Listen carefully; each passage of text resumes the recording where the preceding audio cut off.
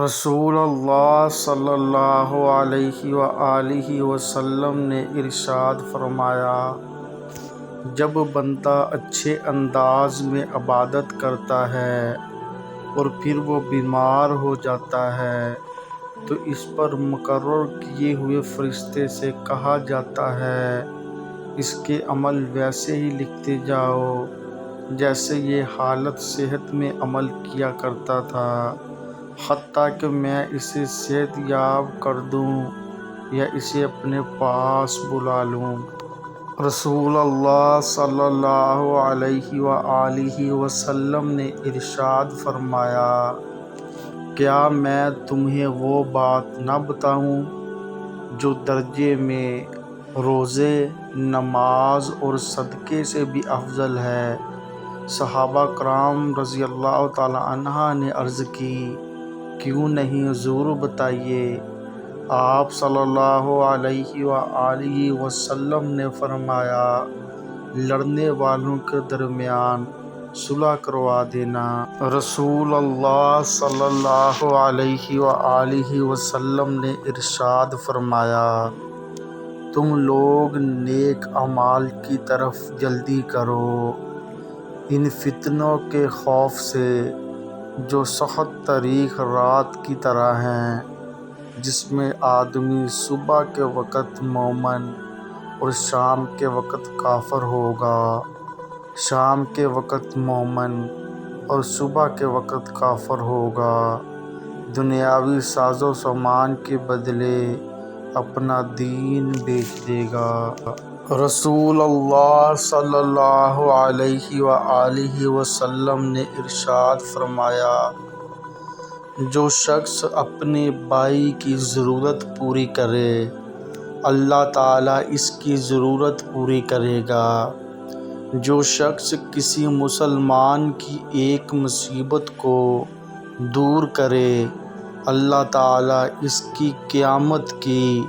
مصیبتوں میں سے ایک بڑی مصیبت کو دور فرمائے گا۔ رسول اللہ صلی اللہ علیہ وآلہ وسلم نے ارشاد فرمایا، جو شخص رزق کی کشادگی اور عمر کی بڑائی کا خواہش مند ہو،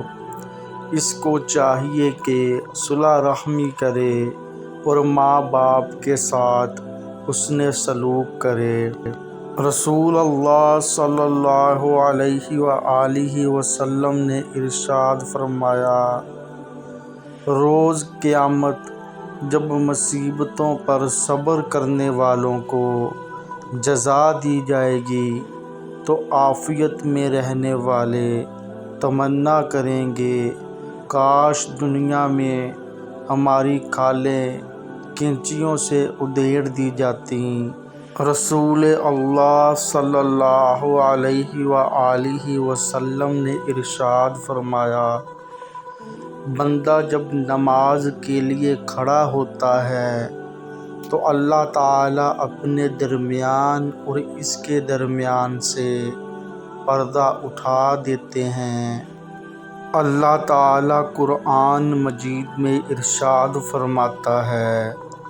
کہ جو کچھ تمہارے پاس دنیا میں ہے وہ ایک دن ختم ہو جائے گا،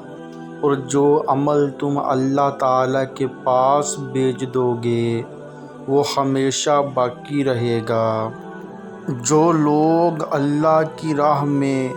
اپنے مال خرچ کرتے ہیں پھر خرچ کرنے کے بعد نہ احسان جتلاتے ہیں اور نہ دکھ دیتے ہیں، ان کا اجر ان کے پروردگار کے پاس ہے، ایسے لوگوں کو نہ کوئی خوف ہوگا اور نہ وہ غمگین ہوں گے۔ رسول اللہ صلی اللہ علیہ وآلہ وسلم نے ارشاد فرمایا، صدقہ کر لو، کیونکہ تم پر ایک ایسا زمانہ بھی آنے والا ہے جب ایک آدمی اپنے مال کا صدقہ لے کر نکلے گا لیکن اسے کوئی قبول کرنے والا نہیں ملے گا۔ رسول اللہ صلی اللہ علیہ وآلہ وسلم نے ارشاد فرمایا،